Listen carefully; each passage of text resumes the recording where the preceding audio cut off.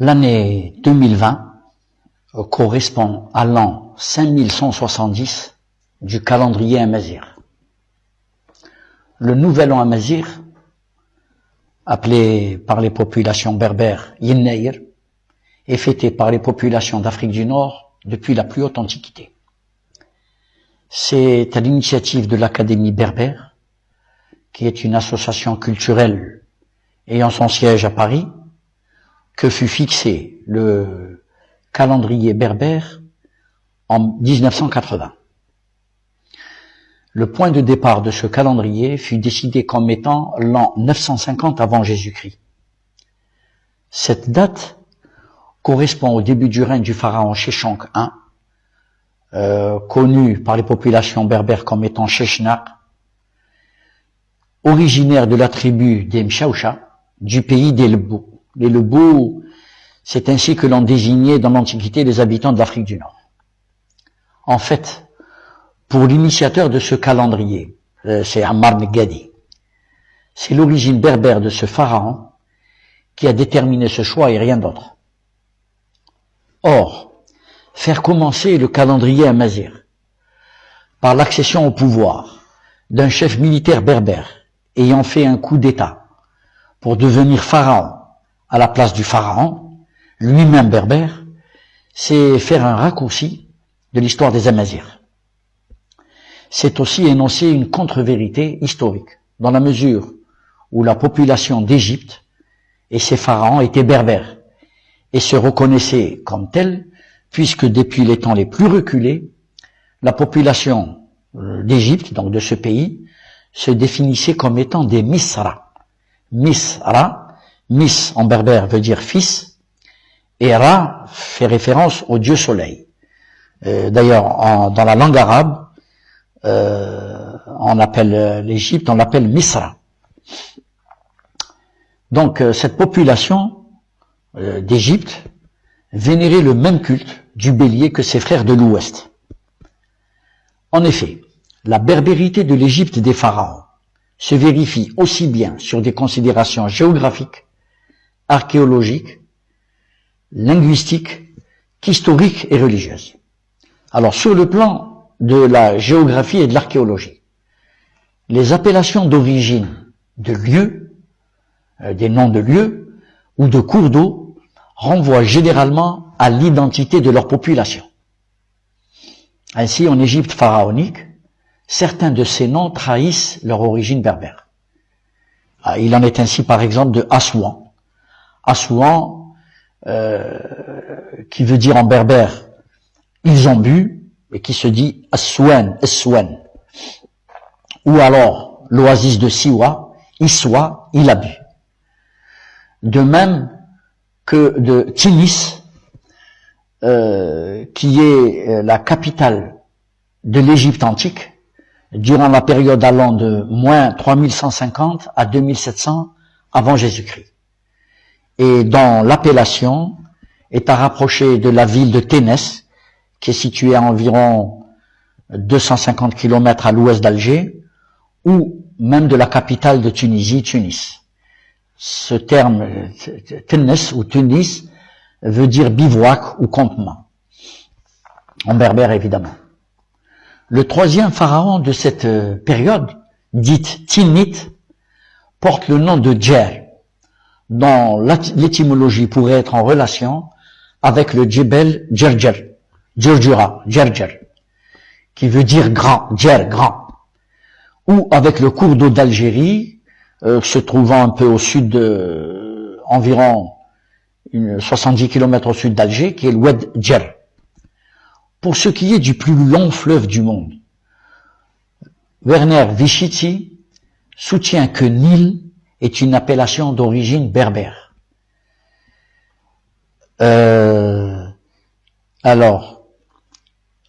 Ça, si vous retenez le nom, vous pouvez trouver la référence sur Internet. En effet, il désigne en berbère l'eau, fleuve ou rivière. Et là, je me suis référé à Arthur Pellegrin dans son essai sur les noms de lieux d'Algérie et de Tunisie.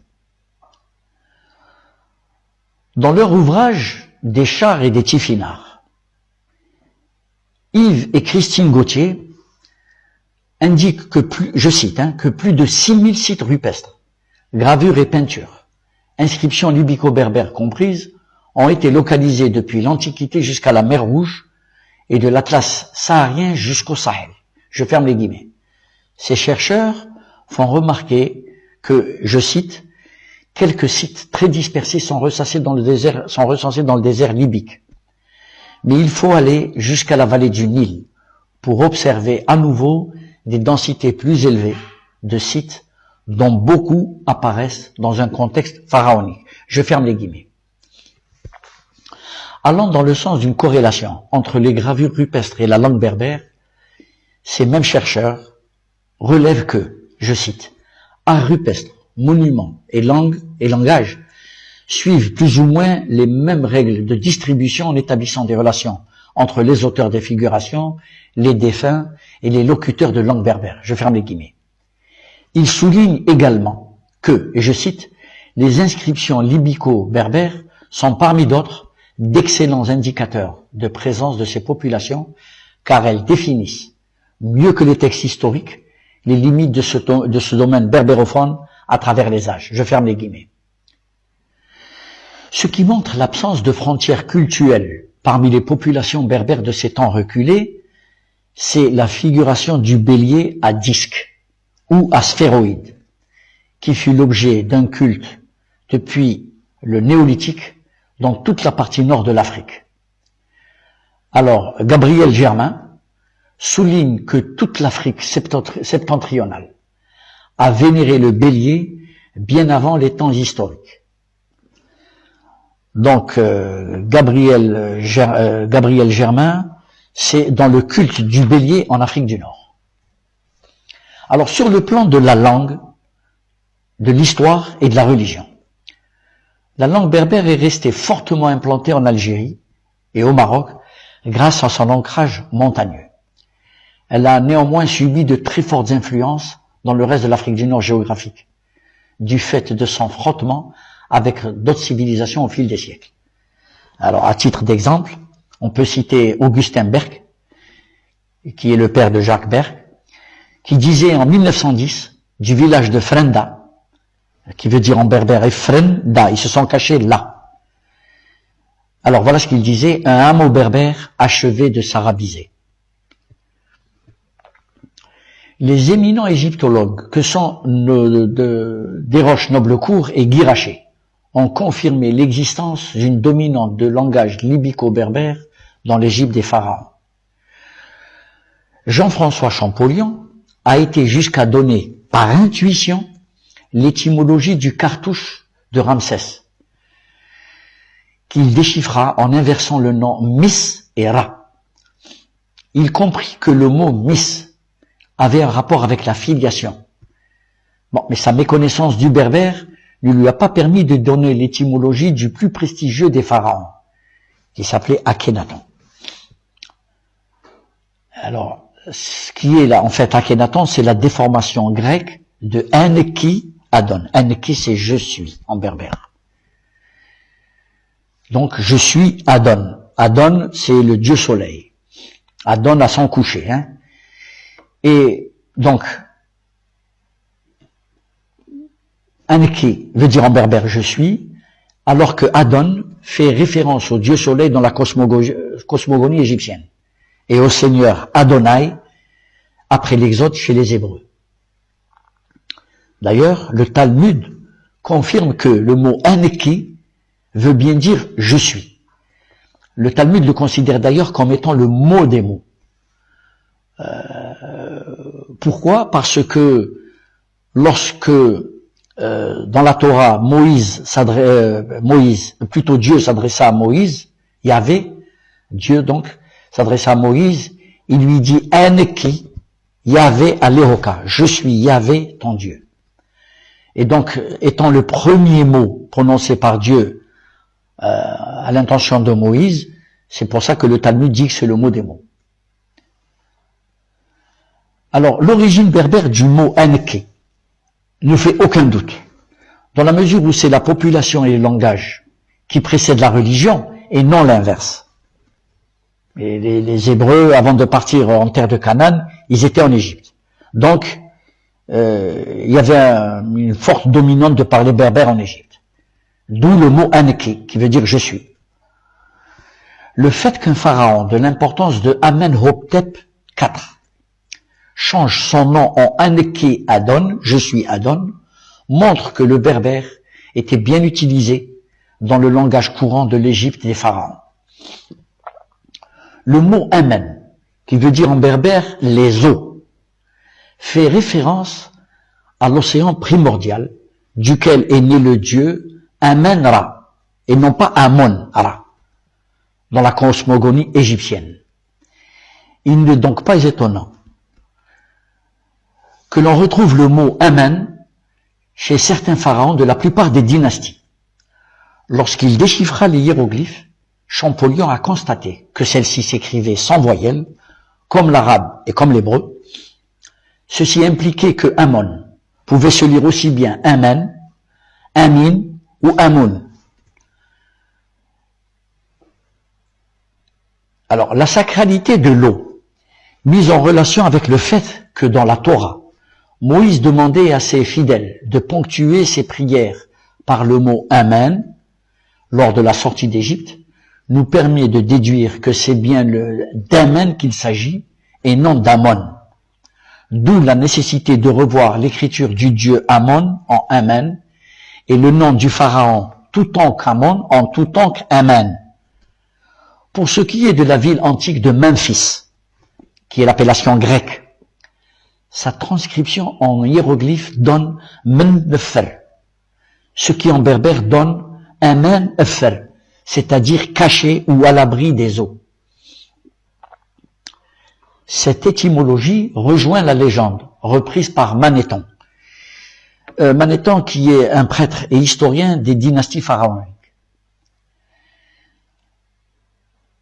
qui relate que le pharaon Ménès, qui est une appellation grecque, avait établi sa capitale en détournant le fleuve avec des digues. Donc ça confirme bien l'appellation, donc l'étymologie en berbère, Mennefer, eau cachée des eaux. Donc il est temps que la signification des noms à consonance berbère de l'Égypte des pharaons soit revue à la lumière de la langue amazigh pour en connaître le véritable sens. Donc là, nous plaidons en quelque sorte pour un authentique calendrier berbère. Mais il n'est pas question de faire comme les Hébreux, qui ont voulu se distinguer en faisant remonter leur calendrier à 5779 années. C'est-à-dire qu'ils l'ont fait démarrer à moins de 3761 années avant Jésus-Christ. C'est Hillel II, le Nagui, c'est-à-dire le chef de la communauté juive, qui, entre 330 et 365, qui conçut le calendrier juif. Il prit pour point de départ l'an moins 3761 en prétendant tenir compte des dates citées dans la Torah, c'est-à-dire dans la Bible, écrites entre le 7e, il faut le rappeler, entre le 7e et le 2e siècle avant Jésus-Christ, pour remonter donc jusqu'à Adam.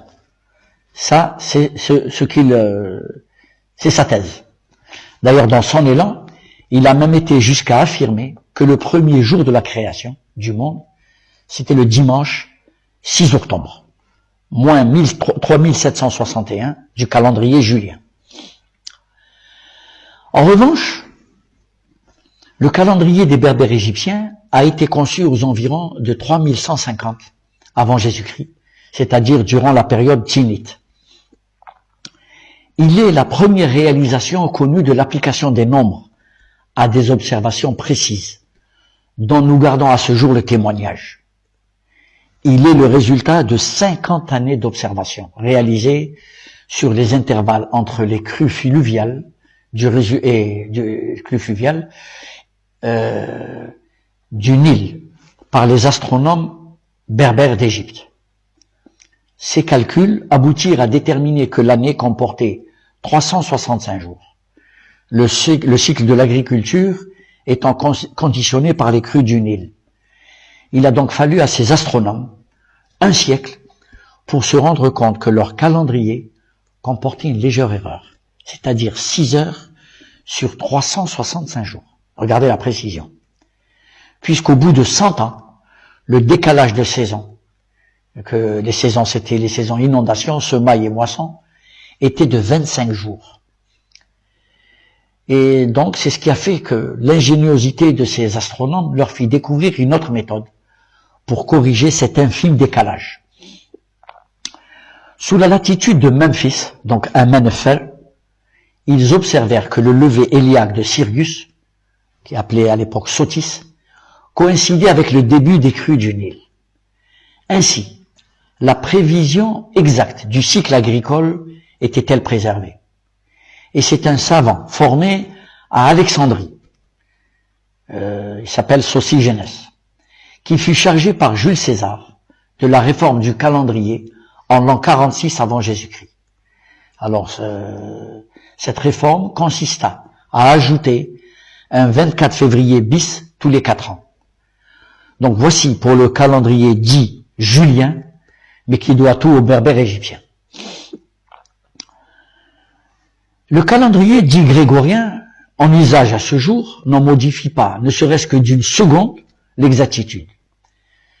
Par la bulle Intergravissimas, promulguée le 24 février 1582, le pape Grégoire XIII décide de porter le mois de février à 29 jours, tous les 4 ans.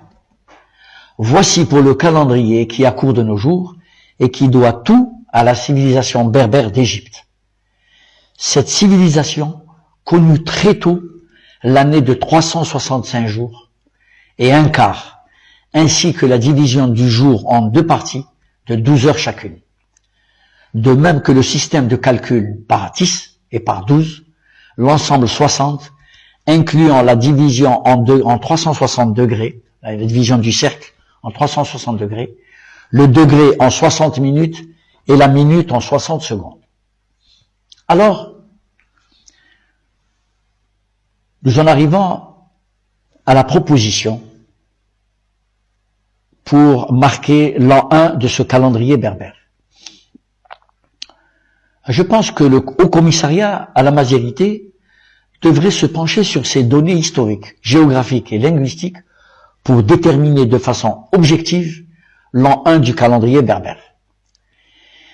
Il pourra soit le fixer à l'an moins 3150 avant Jésus-Christ, qui est le début de la période chinnite, et faire correspondre l'année 2020 à l'an 5170, soit prendre pour point de départ l'année de l'accession au pouvoir du premier, ou alors prendre pour point de départ l'année de l'accession au pouvoir du premier dirigeant, disons du premier pharaon monothéiste de l'histoire de l'humanité, le pharaon Enki-Adon, qui correspond à environ 1355 avant Jésus-Christ, ce qui nous situerait en l'an 3375 du calendrier amazigh. Mais en ce qui me concerne, moi je pencherai plutôt pour faire démarrer le calendrier berbère à l'année 3150 avant Jésus-Christ, pour rendre hommage aux premières dynasties berbères habitant les limites est du nord de l'Afrique. La reconnaissance de ce renouveau de l'histoire des Amazirs, de l'Atlantique aux frontières est de l'Égypte, et de nature à permettre de relancer et réorienter la recherche scientifique et historique de ce glorieux passé. Puisse l'adoption de ce calendrier berbère encourager notre jeunesse, à l'instar de nos lointains ancêtres, pour s'inspirer de leur exemple en s'investissant dans la recherche du savoir dans toutes les matières, qu'elles soient scientifiques, philosophiques ou même astronomiques.